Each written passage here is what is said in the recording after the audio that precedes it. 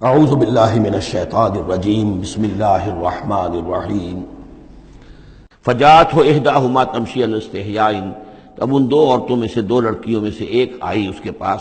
چلتی ہوئی شرم کے ساتھ، لجاجت کے ساتھ اور شرم کے ساتھ۔ قالت ان ابی یدعوکا، اس نے کہا کہ میرے والد آپ کو بلا رہے ہیں، لیجزیک اجر ما سقیت لنا، تاکہ آپ کو بدلہ دیں، اجر دیں، آپ نے جو مشقت اٹھائی جھیلی، پانی کھینچا کنویں سے ہماری بھیڑوں بکریوں کے لیے، تو اجر ما سقیت لنا، ہمارے والد چاہتے ہیں کہ آپ کو کچھ اس کا اجر دیں۔ فلما جاءہ، جب وہ وہاں پہنچے اس کے پاس، وقص علیہ القصص، اور سارا قصہ انہیں سنایا، ساری بات سنائی، سارا بیان۔ قال لا تخف، انہوں نے کہا اب ڈرو نہیں، نجوت من القوم الظالمین، تم نجات پا چکے ہو اب ظالموں کی قوم سے، یعنی یہاں تک ان کی رسائی نہیں ہے، یہاں آرام سے رہو، کوئی تمہیں کھٹکا نہیں ہوگا، کوئی اندیشہ نہیں ہوگا۔ ان کے بارے میں اصل میں اختلاف ہے کہ بعض لوگ انہیں شعیب قرار دیتے ہیں، حضرت شعیب علیہ السلام مدین میں، کیونکہ انہیں مبعوث کیا گیا۔ اور اسی اعتبار سے علامہ اقبال کا بھی وہ شعر ہے کہ اگر کوئی شعیب آئے میسر، شبانی سے کلیمی دو قدم ہے، یعنی حضرت موسیٰ علیہ السلام چرواہے کی حیثیت سے حضرت شعیب کی خدمت میں رہے، 8 سال یا 10 سال ان کی خدمت گزاری کی، تو اس کے نتیجے میں ان میں وہ اوصاف پیدا ہو گئے، ان کی تربیت کے نتیجے میں،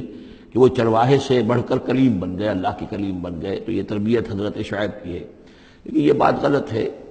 اصل میں حضرت شعیب کا معاملہ ہم پڑھ چکے ہیں کہ وہ اللہ کے رسول تھے، اور رسول اگر تو زمانہ انہی کا تھا جبکہ ابھی وہ دعوت دے رہے تھے، تب بھی وہاں رنگ کچھ اور ہونا چاہیے تھا بالکل، اور اگر وہ رسول اس وقت ہیں جبکہ قوم ختم ہو چکی ہے، اس کے بعد جو بھی اہل ایمان بچ گئے ہیں اور حضرت شعیب بچ گئے ہیں، اگر یہ اس کے بعد کا مسئلہ ہے تو ان کا جو مقام ہونا چاہیے تھا وہاں پر یہ ممکن نہیں ہے کہ ان کی بیٹیاں اس طریقے پہ پریشان ہوں اور کوئی جو ہے ان کی امت میں سے کوئی ان کی خبر گیری کرنے والا رہا ہو، تو وہ پکچر بالکل بنتی نہیں ہے یہ۔ اور حضرت شعیب کا معاملہ جو ہے ظاہر بات ہے کہ یہ اس کے اندر فصل ہے، اگرچہ یقین کے ساتھ ہمیں معلوم نہیں۔ یہ گویا کہ بعد میں جو قوم وہاں آباد ہوئی ہے حضرت شعیب کے ساتھ، جو لوگ صاحب ایمان بچ گئے اور ان سے دوبارہ جو وہاں پر جو بھی آبادی ہوئی ہے، اس میں کچھ اچھے لوگ، ظاہر بات ہے کہ ان میں تو ابھی اچھے اثرات بھی تھے، تو ان میں سے یہ بزرگ تھے، ابھی ہو سکتا ہے 100 سال ہو چکے ہوں، لیکن ابھی کچھ نہ کچھ اثرات تھے، تو یہ بزرگ آدمی، ضعیف آدمی جو ہے یہ ایک نیک آدمی تھے۔ قالت احداہما یا ابت استاجرہ، ان میں سے ایک نے کہا، بیٹیوں میں سے، لڑکیوں میں سے ایک نے، ابا جان ان کو ملازم رکھ لے، اجرت پر رکھ لے، استاجر ہو۔ یہ استاجری اور اجیری، یہ دونوں جو ہیں اجیر اور مستاجر، در حقیقت یہ آجر اور اجیر وہ ہے کہ جو اجرت کے اوپر کام کرتا ہو، اور مستاجر وہ ہے جو کسی کو اجرت پر کام کرنے کے لیے رکھے، استاجر۔ مستاجر اس سے اس میں فاعل بنے گا۔ ہمارے ہاں عام طور پر غلط العام میں اجیر اور آجر کو یوں کہتے ہیں کہ آجر تو وہ ہے کہ جو کسی کو اجرت کے پر رکھے، اور اجیر وہ ہے جو اجرت پر کام کرے، حالانکہ عربی میں ان دونوں کے معنی ایک ہی ہے، آجر اور اجیر، ایک اس میں فاعل ہے، ایک صفت مشبہ ہے، دونوں کا مفہوم ہے اجرت پر کام کرنے والا، اور جو اجرت پر کام لیتا ہے وہ مستاجر ہے۔ یا ابت استاجر ہو، ابا جان ان کو ملازم رکھ لیں، ان خیر من استاجرت القوی الامین، یقیناً بہترین آدمی جسے ملازم رکھا جائے وہی ہوتا ہے جو القوی ہو، طاقتور ہو۔ وہ دیکھ لیا تھا کہ حضرت موسیٰ علیہ السلام سے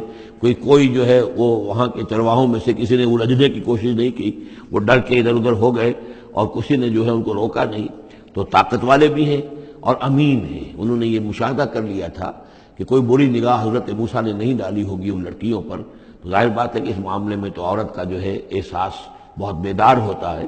کہ کسی مرد کی عورت کس قسم کی نگاہ جو ہے کس قسم کی ہے جو اس پر پڑ رہی ہے، تو اسے چونکہ ذاتی تجربہ ہو چکا تھا کہ ان کے اندر وہ امانت پوری موجود ہے، اور کسی درجے میں بھی نگاہ کی خیانت بھی ان میں نہیں ہے، تو جس شخص کی نگاہ میں خیانت نہیں ہے وہ اور کسی معاملے میں کیا خیانت کرے گا۔ کہ قالت احداہما یا ابت استاجر ہو ان خیر من استاجرت القوی الامین، ابا جان ان کو ملازم رکھ لیجئے، اس لیے کہ ملازمت کے لیے بہترین شخص وہی ہوتا ہے جو طاقتور بھی ہو، کام کر سکے خوب، اور یہ کہ امین ہو، اعتبار کی قابل ہو۔ قال انی ارید ان انکحک احدی ابنتی ہاتین، انہوں نے کہا وہ صاحب جو بزرگ ہیں شیخ مدین کہ میں یہ ارادہ رکھتا ہوں، میرا خیال ہے کہ اپنی بیٹیوں میں سے ایک کو تمہارے نکاح میں دے دوں اے موسیٰ، علی ان تأجرنی 8 حجج، لیکن اس پر کہ تم 8 سال تک میرے ہاں اجرت پر کام کرو، میری ملازمت کرو۔ یہ جو مہر کا معاملہ ہے یہ پچھلے زمانے میں ایسا ہی ہوگا جیسے آج کل پٹھانوں میں بھی ہوتا ہی ہے ابھی، کہ وہ مہر جو ہے وہ والدین لے لیتے ہیں رقم جو ہے، گویا کہ وہ اس لڑکی کو جو پالا ہے پوسا ہے تو یہ در حقیقت اس کا بدل ہے وہ جو لے رہے ہیں کہ ہم نے اس کو پالا پوسا آپ تمہارے حوالے کر رہے ہیں تو ہمیں اس کی رقم دو، جبکہ اسلام میں آ کر اس کو بدل دیا گیا ہے۔ مہر جو ہے لڑکی کا حق ہے، وہ اس کے والدین کا حق نہیں ہے۔ البتہ اس وقت معلوم ہوتا ہے کہ رواج یہی تھا کہ چونکہ اپنی بیٹی نکاح میں دینے کے لیے تیار ہو رہے ہیں تو اس کے عوض اپنی ملازمت کروانا چاہتے ہیں کہ تم میری ملازمت کرو، میری خدمت کرو 8 برس تک، تو یہ گویا کہ بدل ہو جائے گا اس کا کہ میں اپنی ایک بیٹی کا نکاح تم سے کر دوں گا۔ فَإِنْ أَتْمَمْتَ عَشْرًا فَمِنْ عِنْدِكَ، اور اگر تم 10 سال کر دو تو یہ تمہاری طرف سے ہے، یہ گویا کہ تمہاری طرف سے ایک احسان ہوگا۔ 8 سال پورے کر دو، اس میں محنت کرو، یہاں مزدوری کرو، میرے بھیڑوں بکریوں کو چراؤ اور گھر کے کام کرو، تو پھر میں اپنی بیٹی تمہارے حوالے کر دوں گا، اس کا نکاح کر دوں گا تم سے۔ یا یہ کہ 10 سال کر دو تو یہ تمہاری طرف سے اضافی بات ہوگی۔ وَمَا أُرِيدُ أَنْ أَشُقَّ عَلَيْكَ، اور ساتھ ہی یہ بھی دیکھ لو میں تم پر کوئی سختی کرنے کا ارادہ نہیں رکھتا، یعنی تمہیں جو ملازم رکھ رہا ہوں تو ایسا نہیں کہ بہت بھاری کام تم پر ڈالوں گا، میں تمہیں مشقت میں ڈالنا نہیں چاہتا۔ سَتَجِدُنِي إِنْ شَاءَ اللَّهُ مِنَ الصَّالِحِينَ، تم انشاءاللہ مجھے پاؤ گے کہ میں نیک انسان ہوں، صحیح ہوں، راست باز ہوں، اور جو معاملہ ہے معاملے کا کھرا آدمی ہوں۔ قال ذلك بینی و بینک، حضرت موسیٰ نے فرمایا ٹھیک ہے، یہ پھر میرے اور آپ کے درمیان یہ بات طے ہو گئی۔ ایم الاجلین قضیت، ان دونوں مدتوں میں سے جو بھی میں پوری کر دوں۔ 10 سال کا آپ تقاضا نہیں کر سکتے، تقاضا 8 سال کا ہوگا، ویسے یہ کہ میں چاہوں تو 10 سال پورے کر دوں لیکن وہ میری آپشن پر ہوگا۔